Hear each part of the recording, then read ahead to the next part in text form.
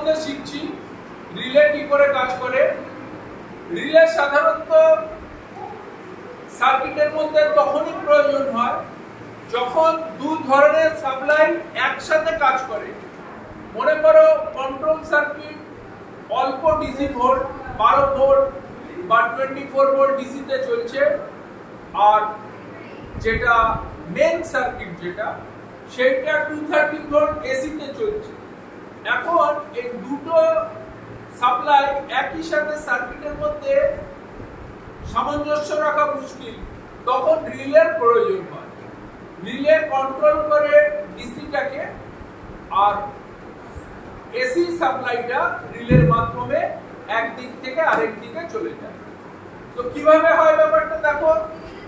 এই বক্সটা হচ্ছে একটা রিলে, এর বাঁদিকে আছে রিলের কয়েল, যেখানে 24 ভোল্ট ঘুরে যাচ্ছে কয়েলের ভেতর দিয়ে।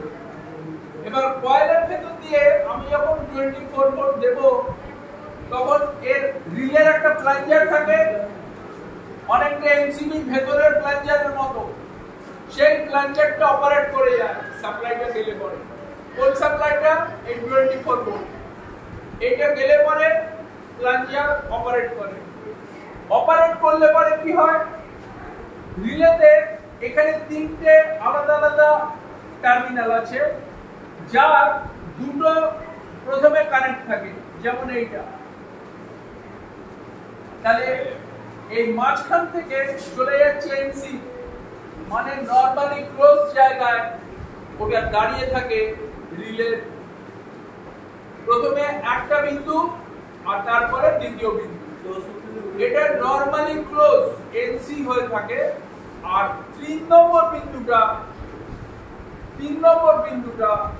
এনো হয়ে থাকে। এনো মানে নরমালি ওপেন। কিন্তু রিলেতে যেই আমি পাওয়ার দিলাম তখন ওটা ঘুরে গেল, অর্থাৎ 1 আর 2 তখন খুলে গেল, আর 1 আর 3 জুড়ে গেল। তাহলে 1 আর 3 জুড়ে গেলে আমি যদি একটা আলাদা এসি সোর্স থেকে পাওয়ার দিই 230, সেটা ওই কন্ট্যাক্টের ভেতর দিয়ে ঘুরে যাবে, যেটা এখন জুড়লো, সেই ঘুরে গিয়ে বাল্বটা জ্বলে। তাহলে দেখা যাচ্ছে যে 24 ভোল্ট ডিসির সাহায্যে আমি 230 এর বাল্ব জ্বালাতে পারছি, যেটা রিলে ছাড়া করা যাবে না।